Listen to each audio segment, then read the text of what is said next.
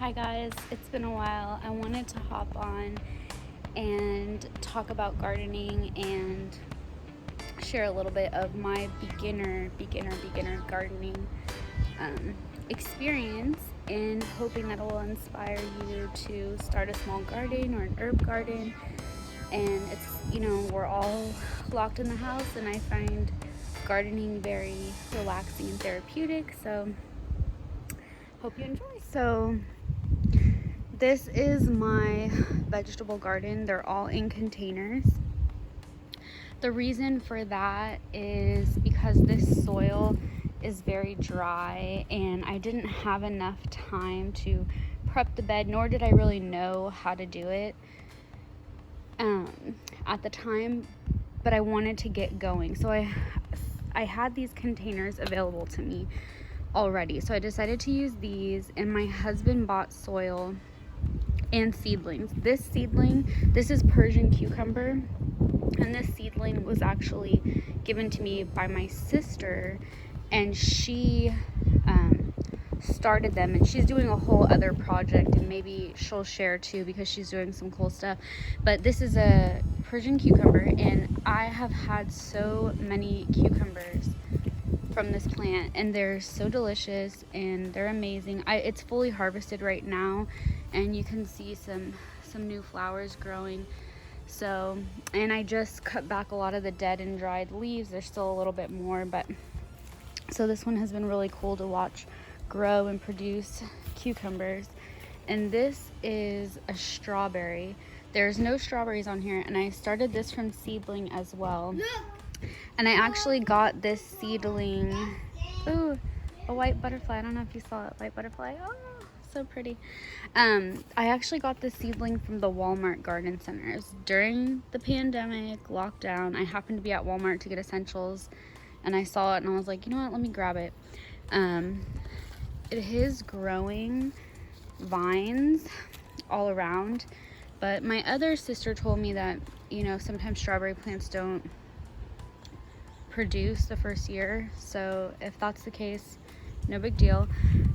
It'll be there for us next year. And then this is a little tomato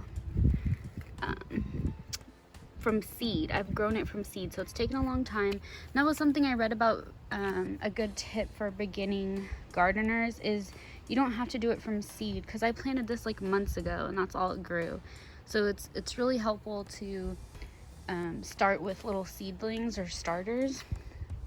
And this zucchini plant has been amazing. Oh my gosh. So this is a seedling my husband got from a local Ace, I think. And you can see the stem down there. I mean, I've harvested so many delicious zucchinis. And it's beautiful to watch the process, how they flower. And we'll quite often see bumblebees pollinating the flowers, and it's really cool. So I still have a little trimming to do here, but I trimmed a lot. There's a lot of new growth happening, which is really exciting. And it's food for us to eat that I just get in the backyard, so that's pretty cool. This is my Roma tomato plant, which was also a seedling from a local Ace, I believe. Some of them are just almost ready to be harvested, and we've had so many tomatoes. I think I over pruned it a little bit. I think they still needed some shade, but lesson learned, and they're doing pretty good. And then this is the cherry tomato. I know I should probably cage it, but I just haven't had the chance to get a cage. And I'm really trying to work my garden with as many materials as I already have, and reusing as much as I already have. So that's what I'm trying to do. But yeah, these are beautiful. I love these tomatoes, and they're so good. And over here, this was previously here. Oh, I almost forgot my basil. My basil, I grew this from seed, and it was in my kitchen window for months, and it smells so good. It tastes amazing on pizza. And it was starting to die inside, so I planted it in here. Well, like I said, this soil is not very good, so I also took a couple pieces off to try to propagate. But my husband did add some plant food in here just to help it. And it did help it because it was like really wilted before. So I'm going to propagate it and use this, and it is so fragrant. So I really hope it survives. And over here, I'm told that this is rosemary. And this was already here, like I said, and it seems to be really old. It's really rooted in these really beautiful succulents. And they're kind of sprouting up all over. And I have sage that I started from seed that, like I said, is taking a really long time. I moved it over here, hoping it would thrive a little better over here. And right here's the oregano, which I harvested some. I'm going to show you guys. I dried out the leaves, or I'm in the process of drying out the leaves to make my own spices. And it's quite easy, and it smells really good. And I'm not sure what this big beautiful thing is, but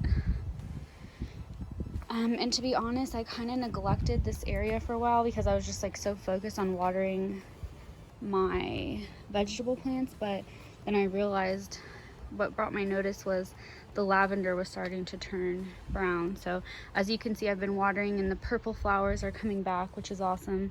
And I harvested some of the dried lavender and made little bouquets for my bathroom because they still have a really nice fragrance.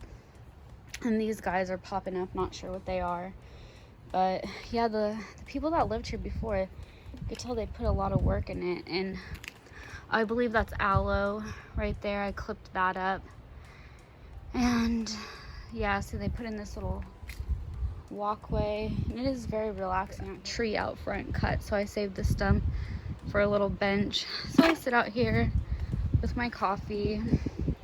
Sage builds forts and all kinds of crazy stuff. And I don't know if you can see that. Can you see that bee? Oh yeah, see? And there's the sage up against the rock there.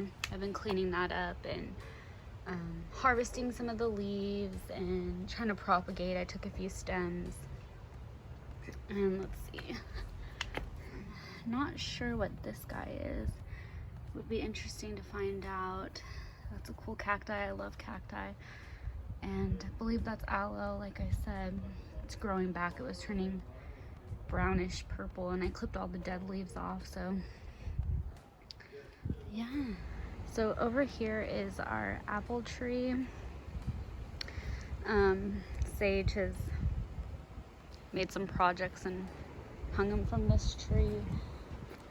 But as you can see, it's pretty barren right now. I did see little baby apples, and I don't know if the squirrels or the birds are coming and eating them, but they're not around anymore. So that's kind of a bummer. And I recently cleaned up the growth around this area, and I do plan on taking these out. I think they're tulips, and some did blossom in the springtime, but I just can't keep up with it, and I don't like the cluttered look. So that will be a project. And over here is a fig tree, a gigantic fig tree. And I do want to cut it down, like not cut it down, but trim it. But I just feel so bad cutting off the branch when there's all kinds of little baby figs. Like, should I wait till they harvest and then trim it maybe? Or maybe can I propagate a fig tree? I'm not sure. I'd like to propagate one and give it to my mom.